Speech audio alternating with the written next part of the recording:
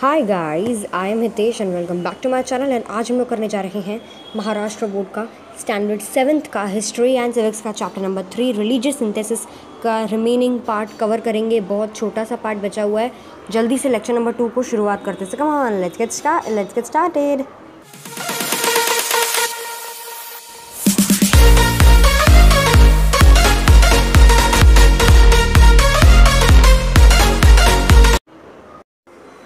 So guys, मैंने अब तक रिलीजियस सिंथेसिस में आप लोगों को पहले इसके बारे में समरी दी थी, नॉलेज दी, इंट्रोडक्शन दिया था आपको कि क्या होता है रिलीजियस सिंथेसिस। देन भक्ति मूवमेंट के बारे में बताया था। देन ये बहुत बड़ा था, इसलिए हम लोगों का पूरा लेक्चर उसी में चला गया। नाउ हम लोग पढ़ेंगे महानुभव पंथ, सूफी सेक्ट और गुरु नानक जी के बारे में पढ़ने वाले हैं। ओके, तो चलिए महानुभव पंथ में क्या है वो पढ़ने वाले हैं। 13वीं शताब्दी में चक्रधर स्वामी जी ने महानुभव पंथ को खोजा था महाराष्ट्र में, और ये सेक्ट जो है वो कृष्ण भगवान की भक्ति के बारे में बताता है। श्री गोविंद प्रभु जो कि चक्रधर स्वामी जी के गुरु थे, और उन the followers of Chakradhara included men and women belonging to all, मतलब चक्रधर स्वामी जी के फॉलोअर्स मेन वुमेन थे। मेन वुमेन में कोई भी फॉलोअर हो सकता है, कि कोई भी कास्ट का, कोई भी। ओके, और वन सेकेंड, या किसी भी कास्ट का, किसी भी क्रीड का चक्रधर स्वामी जी का कोई भी फॉलोअर बन सकता है, उसमें कोई प्रॉब्लम नहीं होती थी। और वो हमेशा इक्वालिटी को सपोर्ट करते थे, समानता को सपोर्ट करते थे। वो महाराष्ट्र के हर एक भाग में उन्होंने ट्रैवल किया था, हर एक पार्ट्स में उन्होंने ट्रैवल किया था, मराठी में समझाया था उन्होंने इक्वालिटी और ये सब अच्छी अच्छी बातों के बारे में उन्होंने महाराष्ट्र में के हर जगह घूमकर उन्होंने मराठी में बताया था लोगों को। ही उन्होंने मराठी को चुना संस्कृत के बजाय, क्योंकि महाराष्ट्र की मराठी राजभाषा है, तो वहाँ पर लोग संस्कृत इतना नहीं जानते थे जितना मराठी। ये यहीं की भाषा है, तो लोग यहीं में इसी भाषा में लोग बातचीत करते हैं। तो वो उन्होंने इसलिए चक्रधर स्वामी जी ने मराठी को चुना, क्योंकि लोगों को समझेगा अच्छी तरह से इन सब चीज़ों के बारे में। और इसलिए साथ ही साथ मराठी भाषा की विकास भी हुआ, मराठी भाषा का डेवलपमेंट भी हुआ। और उन्होंने बहुत सारे ऐसे काम किए थे, बहुत सारे ऐसे गाने लिखे थे, कंपोज किए थे मराठी में। ओके, और ऐसे भजन बनाए थे। तो this sect mainly spread in the Vidarbha. और ये जो सेक्ट है, ये जो उन्होंने चक्रधर स्वामी जी ने का जो महानुभव पंथ है, वो ज़्यादातर विदर्भा, जो कि आज महाराष्ट्र का एक ज़िला है, विदर्भा महाराष्ट्र की बाउंड्री पे है, और मराठवाड़ा एक रीजन है महाराष्ट्र का। यहाँ पे ज़्यादातर ये जो सेक्ट है महानुभव पंथ, वो इन जगहों पर ज़्यादातर फैला था। Riddhipur in Vidarbha is an important place of this. Vidarbha में एक जगह है रिद्धिपुर, जो कि एक बहुत ही इम्पॉर्टेंट प्लेस है इस सेक्ट के लिए, महानुभव पंथ के लिए। ओके, ये जो सेक्ट इतना ताकतवर था, इतना पावरफुल था कि ये इतनी दूर तक पहुंचा, जैसे कि पंजाब और अफगानिस्तान। ओके, तो ये बहुत दूर तक पहुंचा था, क्योंकि इसका पावर इतना ज़्यादा था। ओके, चलिए मैं इसको रीड करके बता देता हूँ फास्ट एकदम।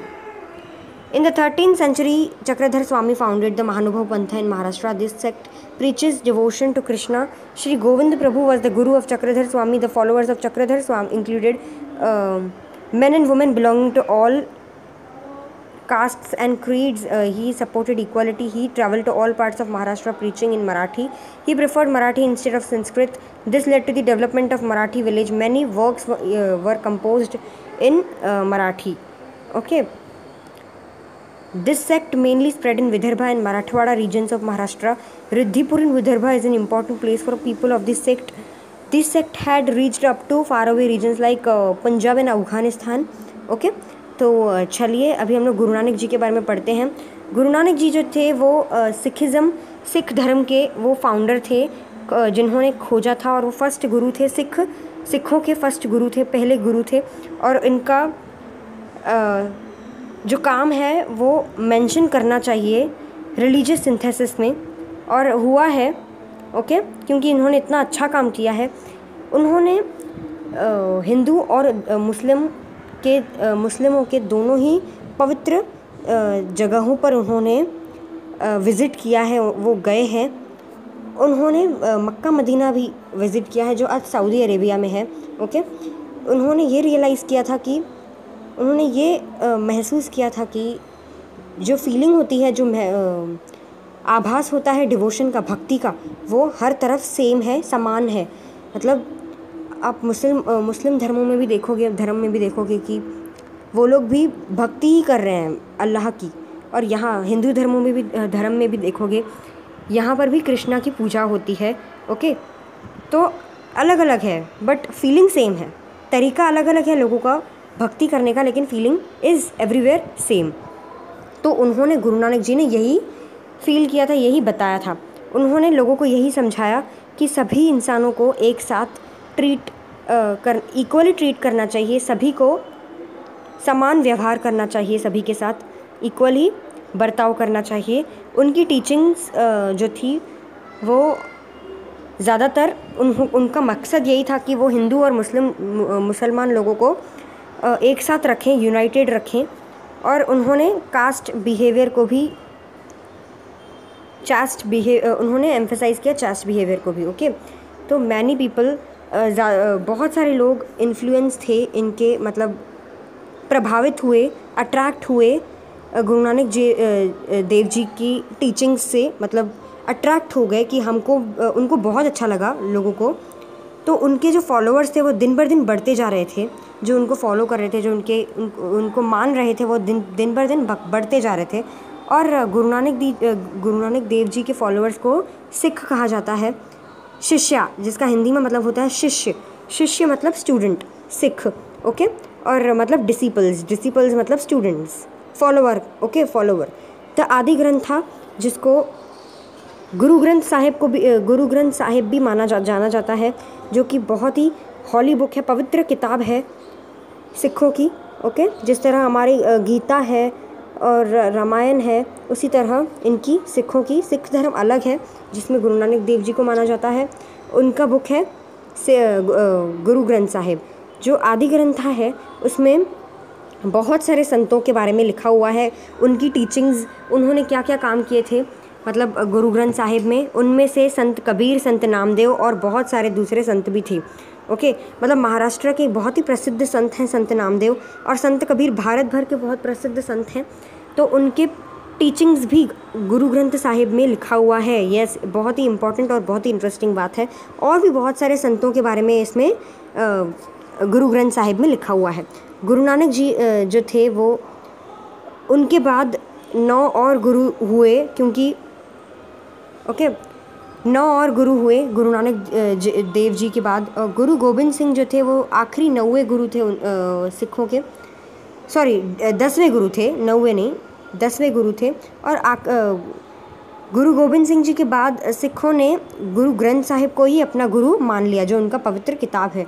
ओके, अपना, और उसमें क्योंकि उन्होंने इसलिए माना क्योंकि गुरु गोबिंद सिंह जी ने ही बोला था कि गुरु ग्रंथ साहिब को अपना गुरु मान लीजिए। ओके, उनके बाद चलिए मैं आपको रीड करके बताता हूँ ये क्या लिखा हुआ था। Guru Nanak was the founder of Sikhism and the first guru of Sikh. His work has to be mentioned as a great attempt at religious synthesis. He visited the holy places of both Hindus and Muslims. He had also visited Makkah. He realized that the feeling of devotion is common everywhere. He thought that all persons should be treated equally. His teachings aimed at achieving Hindu-Muslim unity. He emphasized chaste behavior. Many people were influenced by the teachings of Guru Nanak. The number of his followers increased day by day. The followers of Guru Nanak are known as Sikh. Shishyas meaning disciples. The Adi Grantha, also known as Guru Granth Sahib, is the holy book of Sikhs. The Adi Grantha includes compositions by Guru Nanak, Sant Namdev, Sant Kabir and other sons. Guru Nanak was succeeded by 9 gurus of the Sikhs. Guru Gobind Singh was the 10th guru of Sikhs. After Guru Gobind Singh, the Sikhs regard the Guru Granth Sahib as their guru as per the orders of Guru Gobind Singh. Okay, तो चलिए अभी हम लोग अपना last topic उठाते, then this chapter will complete. Okay, Sufi sect. अभी Sufi sect क्या है? ये एक ऐसा सेक्ट है इस्लाम में, ये एक इस्लाम का सेक्ट है. ओके। और सूफ़ी संत जो थे वो बिलीव करते थे कि गॉड जो है, भगवान जो है, वो पूरी तरह से प्रेम से भरे हुए हैं। ओके, प्रेम से, प्यार से भरे हुए हैं और उन तक पहुंचने का सिर्फ एक ही रास्ता है, वो है प्यार और भक्ति। प्रेम और भक्ति दिखाओ भगवान के प्रति, तो आप भगवान के प्रिय हो सकते हो, भगवान के प्यारे बन सकते हो। और उनकी मेन टीचिंग्स थी कि हर एक इंसान के लिए प्यार रखो, मेडिटेशन करो और सिंपल लिविंग रखो। मतलब उन सूफ़ी संतों, मतलब जो मुस्लिम लोगों में संत होते हैं उन्हें सूफ़ी बोला जाता है। ओके, तो सूफ़ी संतों ने अलग तरीके से सीखें दी थी और उनमें से है कि सभी इंसानों के लिए हमेशा प्यार रखना चाहिए। हम सबको अपने जो भी हमारे साथ रहते हैं सभी इंसानों के लिए हमें प्यार रखना चाहिए। मेडिटेशन करना चाहिए, मतलब भगवान को याद करना चाहिए, भगवान का ध्यान करना चाहिए और कभी भी किसी को शो ऑफ नहीं करना चाहिए। सिंपल लिविंग रखना चाहिए। हम लोगों का जो रहन सहन होना चाहिए वो कभी भी इतना किसी को शो ऑफ करने के लिए नहीं, सिंपल होना चाहिए, जो भगवान को हम लोग अट्रैक्ट कर सकें, क्योंकि भगवान हमेशा सच्चे लोगों से अट्रैक्ट होते हैं। तो हमें हमेशा सिंपल रहना चाहिए, वो उनका मानना है। Okay, Khwaja Moinuddin Chishti, Sheikh Nizamuddin Auliya were great Sufi saints. ये जो 2 संत हैं, 3 संत हैं, वो बहुत महान संत थे सूफ़ी संतों में। ओके, और सूफ़ी संतों की जो टीचिंग्स हैं वो उनकी भी टीचिंग्स यही थी, उनकी भी सीख यही थी कि हिंदू और मुस्लिमों को साथ रखना चाहिए। ओके, हिंदू और मुस्लिमों को साथ में रखना चाहिए। सूफ़ी म्यूज़िक ने बहुत वैल्यूएबल, बहुत ही महत्वपूर्ण कंट्रीब्यूशन दिया है भारतीय म्यूज़िक में। ओके, सूफ़ी म्यूज़िक भी बहुत ही सुंदर और बहुत ही मेस्मराइजिंग होती है, जिन्होंने बहुत ही वैल्यूएबल, बहुत ही महत्वपूर्ण, इम्पॉर्टेंट कंट्रीब्यूशन दिया है। ओके, इंडियन म्यूज़िक में। और the path of bhakti taught by the saints were easy to follow by for the common people. और पाथ ऑफ भक्ति का पाथ मतलब भगवान के लिए जो भक्ति का जो रास्ता है वो संतों के द्वारा जो बताया गया था वो इजी होता था लोगों के लिए, क्योंकि संत क्या करते थे, लोगों को आसान भाषा में बताते थे कि आपको भगवान के पथ पर इस तरह चलना है, भगवान के रास्ते पे इस तरह चलना है। इसलिए संतों ने आसान भाषा में, तभी तो आसान भाषा में समझाते थे, उसी पर्टिकुलर एरिया की भाषा में समझाते थे। और जो भक्ति मूवमेंट था वो सभी के लिए इक्वल था, मतलब सभी के लिए ओपन था। ऑल मेन वुमेन कोई भी इसमें पार्ट ले सकता है। ओके, और संत जो थे वो अपने थॉट्स को एक्सप्रेस करते थे लोगों की भाषा में, मतलब उस पर्टिकुलर एरिया की भाषा में लोगों को समझाते थे और अपने जो थॉट्स हैं वो एक्सप्रेस करते थे, बताते थे। ओके, संत, इसलिए तो संत बहुत इम्पॉर्टेंट होते थे उस समय।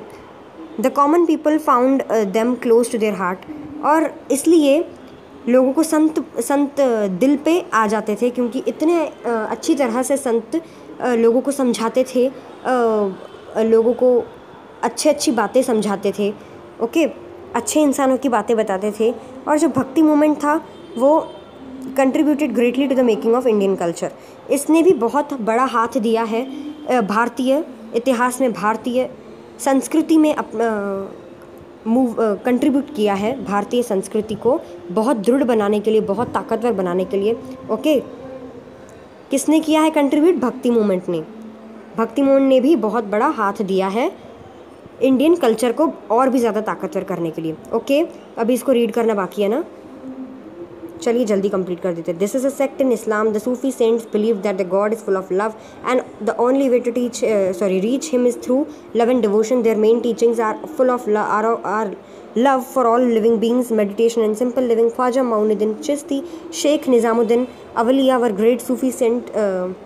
The teachings of Sufi saints led to unity in the Hindu and Muslim communities. Sufi music has made valuable contribution to Indian music. The path of bhakti taught by the sons was easy to follow for the common people. The bhakti movement was open to all men and women. The sons expressed their thoughts in the language of people.